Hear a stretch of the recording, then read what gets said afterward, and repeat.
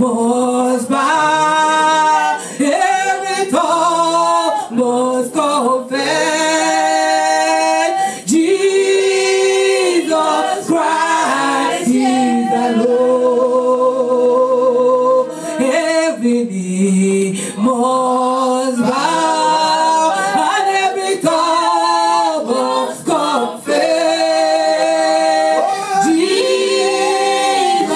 Christ is the Lord. Hallelujah. Jesus is the Lord. Hallelujah. Jesus is the Lord. Hallelujah.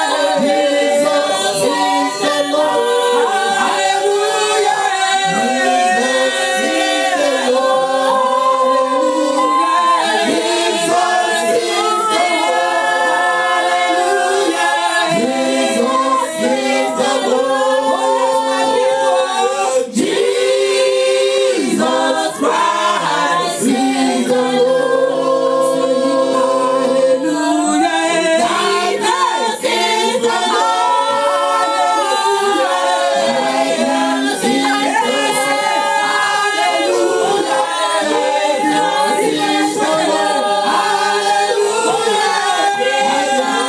Hallelujah. Jesus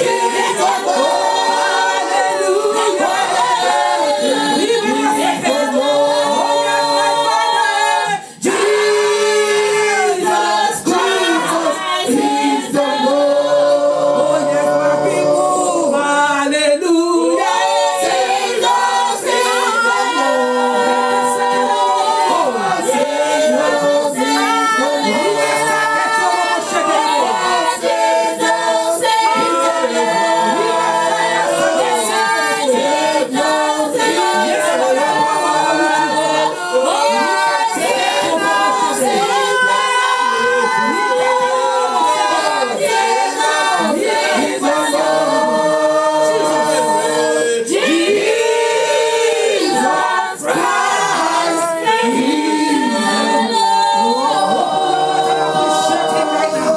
Appreciate this King of Glory. Appreciate the everlasting. Let them reference your holy name. Appreciate the Lion of the tribe of Judah.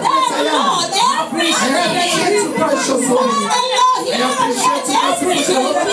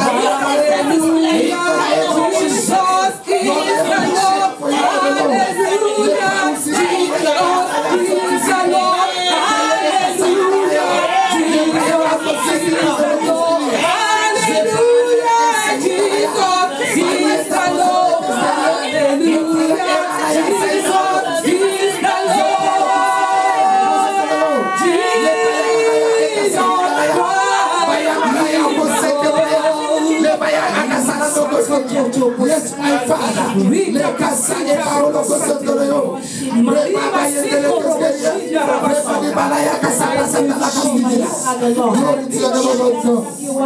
Thank you, Jesus.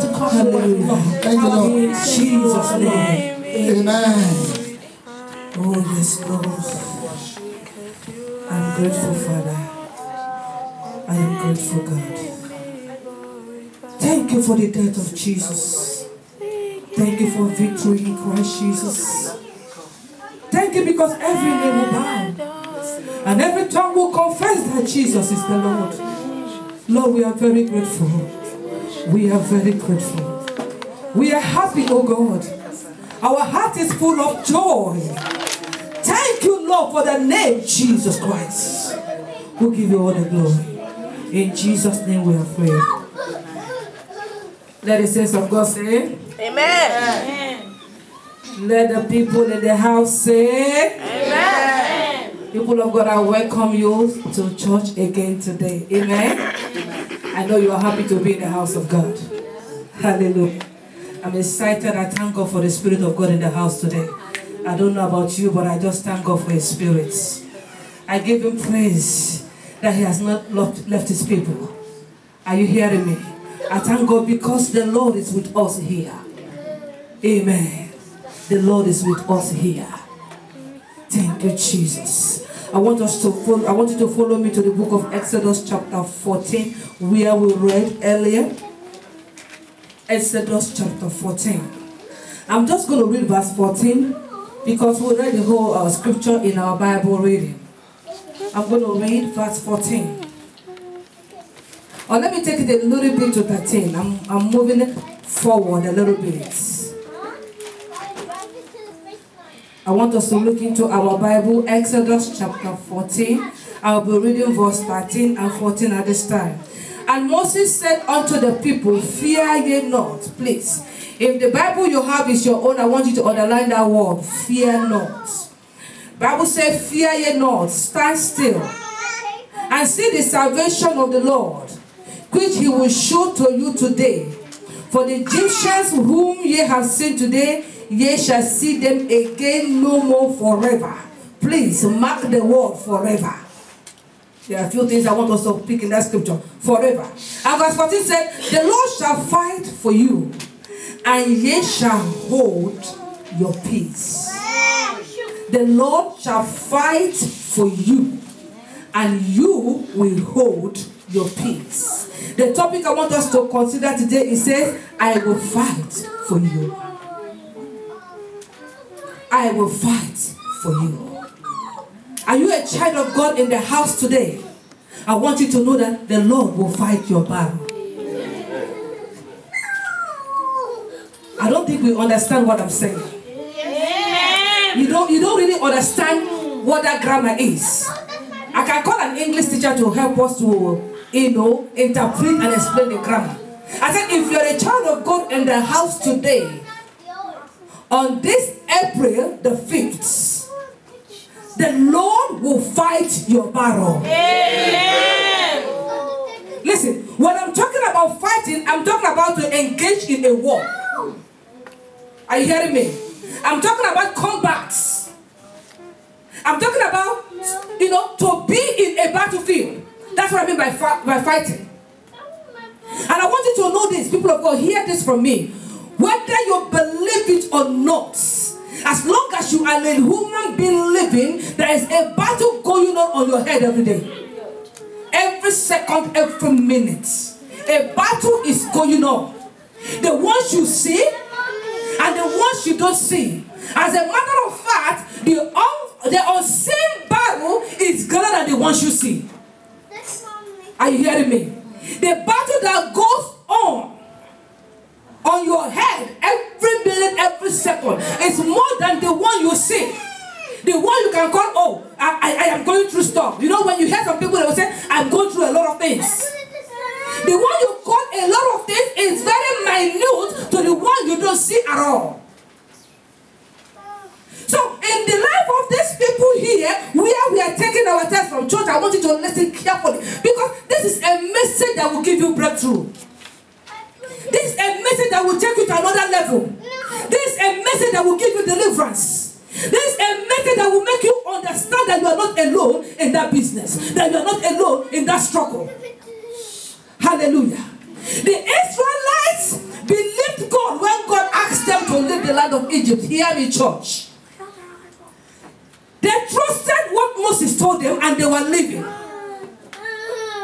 As they were living, they looked behind them.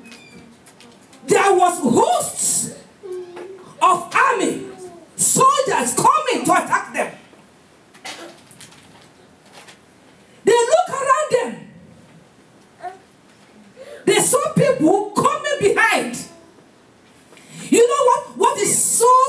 amazing about their own situation was this. Hear this. They were between deaths. Before them was a sea. Is somebody hear what I'm saying? Before them was a mighty sea. And behind them were enemies that were ready to slaughter them. And look at them in the middle. So if they want to run forward, there is an impediment. There's death waiting in front. They want to run back to Egypt. They will fall into the hands of the soldiers. So confusion setting in their hearts. Worry setting in their heart. Trouble came into their hearts. And because they are human, hear me, most of us do this same mistake that these people did. They forgot all the promises that God gave them. They forgot everything that Moses did that made them believe in the first place to follow him out of Egypt. They now began to tell Moses, Moses, listen. We told you to leave us alone. When we were serving the Egyptians, it was better. We were serving them in pain, yes. We were serving them with trouble, yes. But it was better for us to serve them than to come and die in this wilderness. And Moses, who knew what God had told him, church, I want you to listen to this place very well. Moses, who knew what God had said, told them something in verse 13. That same scripture in verse 13, it told them, and Moses said unto the people, Moses now looked at them, fear has set in their hearts.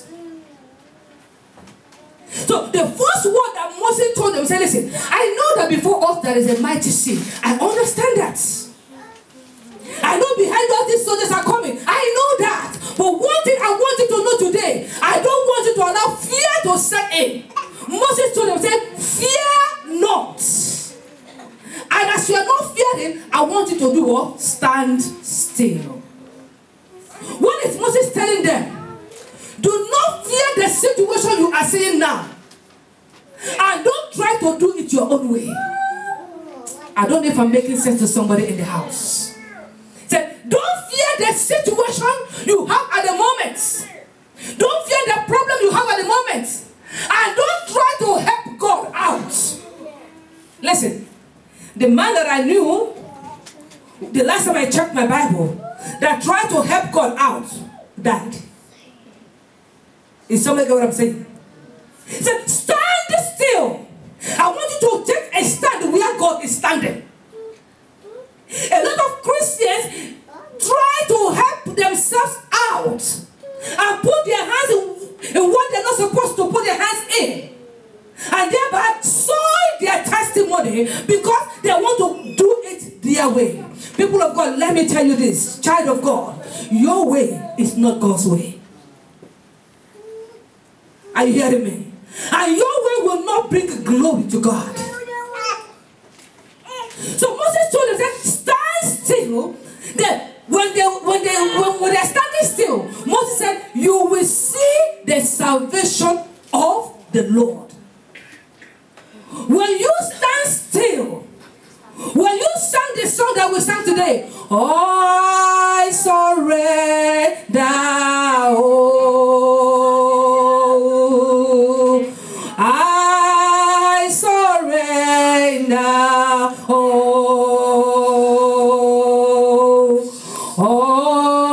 to thee, my blessed Savior, I surrender.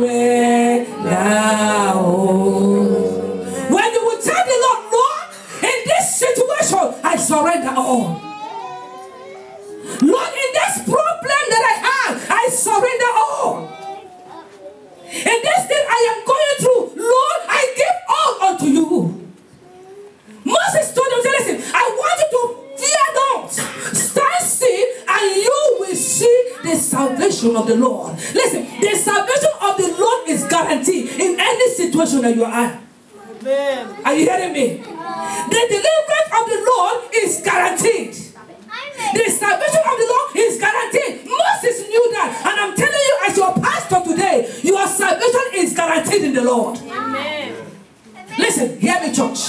I don't care what the enemy is harassing you with. I don't care what you are going through right now. I don't even want to know about it. Well, one thing I know is this day that we have a God that will fight our battle. Amen. Are you hearing me? We have a God that will fight our battle. Moses said, you will see the salvation of the Lord. And you know the amazing thing. Listen, hear this. Moses told them, he said, I want you to turn around. And they did turn around. He said, look at all these Egyptians that are coming behind you. Look at all these great warriors. Look at all these great men coming with their chariots, coming with their arrows to kill you. Mark them very well. Some of them could be your neighbors. Some of them could be your classmates. Some of them could be your workmates. But one thing I want you to know, child of God, look at those Egyptians today as they are coming with their horses. Moses said, have a glimpse at them because you will see them no more forever. Are you hearing me? Church, lift up your hands. I am speaking to your life today. Every problem in your life this day, as you are in church today to worship the King of Kings, you will see them no more forever. In the name of Jesus. Amen. Moses told them, he said, you are not going to see them again. And in verse 14, where we took our text from, he said, the reason why I am telling you that you will not see them is because I know that God will fight for you. Church, hear me. Has anyone despised you and called you names? Has anyone put you down because they think you are worshiping God? Is your house about to be foreclosed? Hear me, please. Hear this. Is anybody threatening you at your job? And you're having a situation with your child? Hear this. The Lord will fight for you. Somebody was sharing something with me. I think that was Thursday. It was on Thursday. She was telling me how this lady was in her case. She said, listen, I think I want to get back at her. I think I want to give her back what she's giving me. She's actually troubling me. And I told her, I said, listen to me. If you do it, you will not do it well. I said, the reason is, you might be doing it and get yourself in trouble. I said, but if you would depend on God to fight for you, same you will go back and begin to tell God, I didn't know you were going to fight it like this. Please have mercy on that person. I don't know if I'm making sense to you. When you let God fight your battle, church, hear this. When you let God fight your battle, He does a better job. When you let God fight your battle, listen, victory is guaranteed. When you let God fight your battle, you will go home smiling. You will go home laughing. When you let God fight your battle, the enemy will come to you and ask you, which church do you go? They will not even ask you, which God do you worship? The one will be, which church do you go? Sometimes when I was having a child, I was in the labor room for 22 hours. And listen, people of God were praying. They wanted to do a C-section to me. I told them, no, I said, I don't want a C-section. I know the God that I worship. And the nurses, listen, the nurses, everybody left me in the labor room. Number one, they feel I was stubborn. I didn't want my husband to sign the papers for the C-section. Amen? Number two, they just want to see how this woman is going to deliver this baby. Because the baby is preached. But the God of heaven, I said the God of heaven, He showed forth. One of the sisters who was leading the prayer group came and said, Pastor, listen, we're going to do something. I said, yes. Me and this sister will join our hands together. And thank God she's a nurse. She's an RN. She said, Pastor, if I say in the name of Jesus, you push. Is somebody hearing me? I'm telling you. Because every nurse have left the labor room. She just came to pray with me in the labor room. And when she came, she told me, she said, Pastor, we are going to do something now. I said, yes. So we held our hands together. And she told me, she said, Pastor, once I say in the name of Jesus Christ, push. how we went to the battle. She said, Pastor, are you ready? I said, yes, I'm ready. She said, in the name of Jesus. As soon as she said that, and I attempted to push, I saw it was like a hand went into my womb and turned the baby around. The baby came out. Amen. The Lord will fight your battle. Amen. Listen, the baby was out when the nurses that were working in the hospital actually came. They came and saw that the baby has been born. Because they left me there. And I don't blame them. Listen, a woman in labor for 22 hours, 2 shifts have gone. Am I making sense? Nurses, you know what I'm talking about. If it is 12-hour shift, the first one from 7 p to 7 a to 7 p was gone. So I was with second shift. And of course, you know, second shift have got a report from first shift. So we have a patient in the room, and this patient looks like this. You know how we give report. Now you understand what I'm saying. I don't have to tell you all that. So when the second shift is coming, they were coming with this notion there is one stubborn woman in one room. Are you hearing me? So any nurse assigned to me at that point in time has already gotten a picture that a woman is stubborn in that room.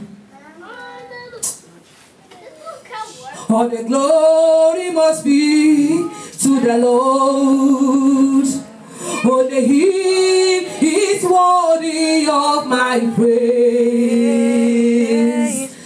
No man on earth should take glory to himself. All the glory must be to the Lord.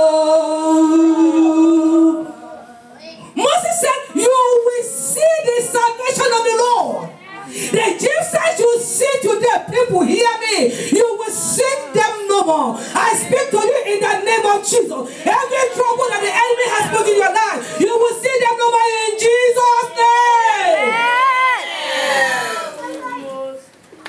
You will see them no more. The reason why you're not going to see them is because God is the one that is doing the battle, not you. You are standing still. You are holding your peace. You are not doing anything. If you look at Exodus chapter 15 verse 3, I'm reading it. The Lord is a man of war. The Lord is his name. Listen, God knows how to do battles very well. The Lord knows how to fight battles very well. Exodus chapter 15 verse 6 says, the Lord is a man of war. He is a captain. He is a major. Name God, whatever you want to name him, at the battlefield. God knows how to do that thing very well. I want to show us a few things. We might not be reading all the scriptures, but I want you to write them down as much as you can. Because when you get home, listen, I want you to read these scriptures and pray with them. In the scripture, it said Exodus chapter 14, verse 27 to 28. Or let me say from verse 24 to 28. Listen, you know that when God fought for the Israelites, he told, listen, hear me. He told Moses, he said, I want you right now. Let's quickly read, please. I want to show you something there. Exodus chapter 14.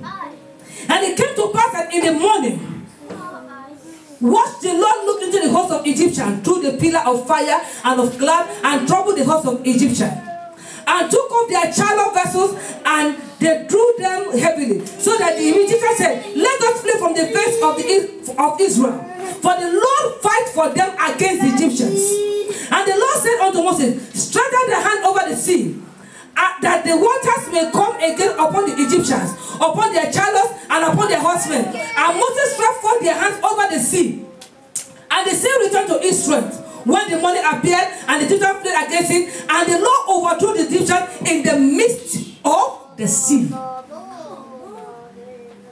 When the Lord commanded Moses on what to do, listen, the sea parted into two. Are you hearing me? What a marvelous God, what a marvelous God, He has done marvelous thing for me. Oh, what a marvelous God, what a marvelous, He has done marvelous thing for you. He parted the sea. When the sea parted, people of God, hear this. The children of God moved on the dry ground. The same sea that was their fear, God will remove all your fears in the name of Jesus. The same sea that was their fear. I don't know what is your own fear. Are you hearing me? I don't know what the enemy is magnifying before you. I don't know what the devil is telling you it is impossible. Hear me. In the dictionary of my God, I don't know whether you understand the God I'm talking about. I mean the God of gods. I mean the King of kings. I mean the Alpha and the Omega. I mean the Lion of the tribe of Judah. I mean I am that I am. I mean he that saith the thing and it come to pass. I mean the God that no one can change his utterances. That is the God I'm talking about. In the dictionary of that same God, there is no word impossibility. Is somebody hearing me? The word impossibility is not in the dictionary of my King. It's not in the dictionary of my God. So I don't know what the devil is telling you is impossible. I don't know what is making you believe that it cannot be done. Listen. If only you will believe that God will fight for you, you will receive your solution in the name of Jesus. Amen. So that fear that the children of Israel had, they were now walking upon their fear. I don't know if somebody is getting the picture, church. The same fear, the same sin that was before them. Listen, they began to walk on a dry ground. Right before their eyes, the sea parted. What a mighty God we serve. Oh, what a mighty God we serve. Heaven and earth adore him. Angels bow before him. What a mighty God we serve. The mighty God came and parted the sea. Why can't he part the sea? Listen, he is the one that created the sea. Church, are you hearing me? He is the one that created the sea. When the sea will see him, the sea will bow. I said, here comes my maker. When the mountains and the hills will see him, the Bible says they will begin to skip like rams. Because the maker showed forth. Your maker will show forth for you in the name of Jesus. I said your maker will show forth for you in the name of Jesus.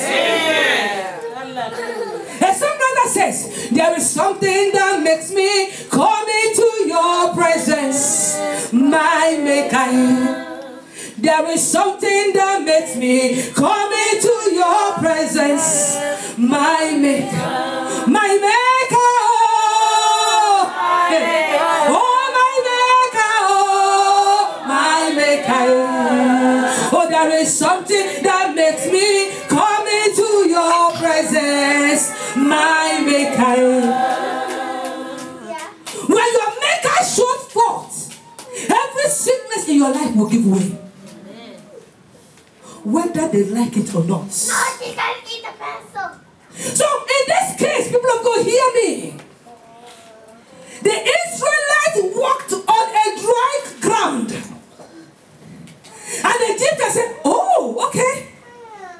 Their God has parted the sea. They followed them. They pursued them. But at the time, somebody in the camp said, listen. I don't think we are doing the right thing. If you read up in that scripture, somebody said, I don't think we're doing the right thing.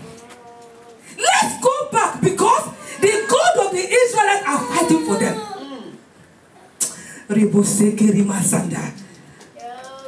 I want to read that scripture, verse 25. And took all their chariot vessels that they dragged them heavily, so that the Egyptians said, let us flee from the face of the Israel, for the Lord fighteth for them against the Egyptians. Let us run away. All the enemies that are pursuing you, they will run away in the name of Jesus.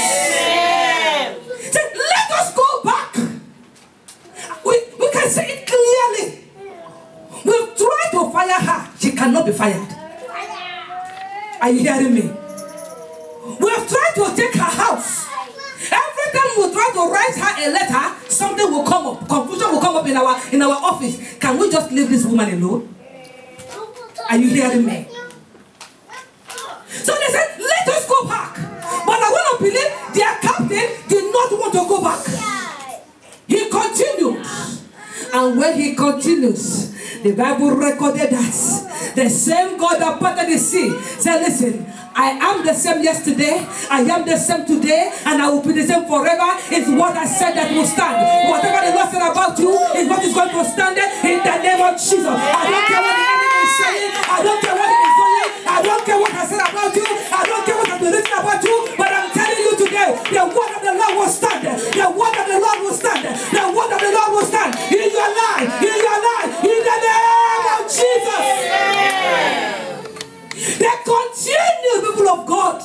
They got to there. And when they got there, the Lord waited. They got to the middle of the sea. As soon as they got to the middle of the sea came back. Don't eat it. Listen. Every enemy of your life shall be swollen by the sea that they have created for you. In the name of Jesus. Amen. They got swallowed in the sea. People of God, hear me. The Lord will fight for you. Amen. The Lord will fight for you. Amen. I said the Lord will fight for you. Amen. Time will not permit me to go to a lot of scriptures, but I'm going to give us one more of the way that the Lord fought in the Bible. Just one more. I have 7 of them I want to share with us. But I'm looking at time. Time will not let me. Oh, thank you, Jesus. People of God, I want God to open your eyes of understanding for you to really see the meaning of this sermon today. I want you to really see the meaning of this message. Because if you understand it, hear me, church. If you understand this message, you will know that you don't have to worry about anything. Are you hearing me? Because what the enemy does is this. He magnifies the problem before us. The problem will look so big. And then we will forget the mightiness of God. We will forget that our God can take care of every situation. You'll be looking at the problem. You say, this problem is too big. You know, the normal thing we hear is, I can't take this anymore. Am I the only one hearing it? This is too big. I can't take this. What can't you take? Tell me. What can't you take? And my question is, have you tried Jesus? Have you tried to lay them at the feet of Jesus? Have you tried to surrender and say, Jesus, I cannot handle this. Take care of it. The second one I want to share with us is, listen, the Lord will send angels ahead to fight your enemy. The Lord can send an angel to fight what? Your enemy. Your enemy will be there and ready to deal with you. And God will not say, listen, that woman you want to touch is my daughter. And what will he do? He will send his angel to go ahead and fight. The Lord can send stones to begin to fall upon the head of your enemies. You know, in the case of Joshua, the Bible says that the stone that the Lord sent that killed the enemies were greater than the number of the people that they killed at the battlefield. The Lord can also make your enemy to hear a noise in the camp and they will begin to run. Do you know God can make your face so terrifying to the enemy that anytime the enemy sees your face, he will jump up. Don't underrate this God. I want to close right quickly. I have a lot to tell us, but because of our time, I know some of us are going to work. I want to close right quickly. Now, why do you need God to fight for you? Listen. There are battles that you can never win by yourself. Are you hearing me, church? There are battles that if you try to fight it by yourself, you will never win. Is somebody get what I'm saying? You will not win. You need God. You need God to fight your battle. You need God for the enemy to be off your back. If God does not fight your battle, hear me, church, the enemy will continue to pursue you until he destroys you. The mission of the enemy is to kill, to steal, and to destroy. Those are the three things he wants to do. He wants to steal you. He wants to steal your soul. He wants to steal your joy. He wants to steal your peace. Anyhow, he will do it. If he's going to use your children to do it, bravo. But the enemy will want to make sure that he steals your peace. He wants to destroy you at the end of the day. So you need God to fight your battle to combat with this enemy of your soul. You need God. He is the only one that can give you victory. People of God, listen. You need God's intervention to make it. Especially this end time. People of God, hear me. There are a lot of people that are calling the name of the Lord, but they are not of God. Is somebody getting what I'm saying? A lot of people are calling the name of the Lord, but they are not of God. You need God at this end time. The Bible says it's a perilous time. It's a time that people can do anything to get what they want. Are you hearing me? People can do anything. I mean, anything to get what they want. So if God does not fight for you, the enemy will destroy you. If God does not shield you, the enemy will destroy you. If God does not protect you, the enemy will overcome you. But the good part is there. The good part is the whole thing that the Lord will fight for us. Are you hearing me? He is ready to fight for us. He's ready to make your battle his own battle. Because the scripture says he is a man of war. He does war very well. Besides, listen, he has been warring from the beginning. So he knows every strategy in the war front. He knows it better than you do. So why can't we practicalize the song that we sang? I surrender all to him. Church, we're going to pray right now. I don't know what the situation you are in. I don't know the battle of your life. Some of us, we are battling with debts. You have serious debt in your life. And you can't sleep because of the debts. You are owing the government. You are owing companies. You are owing a lot of things. But I want to give you good news today. If only you can hand them over to the Lord, he knows how to settle it. He knows how to make it.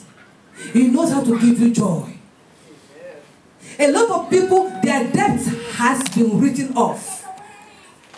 I was hearing a testimony of a woman when I was listening to a message on TV. This woman had cancer.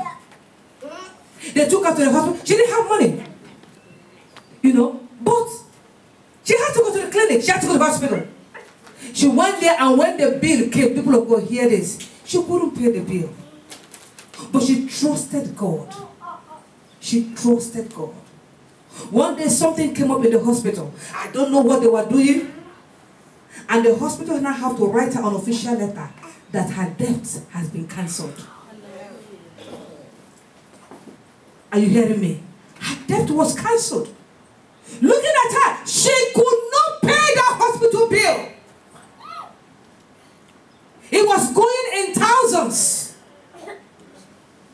But the Lord went ahead of her, fought the battle, and her debt was cancelled. What is your own situation today? The Lord will fight for you. Let us begin to pray.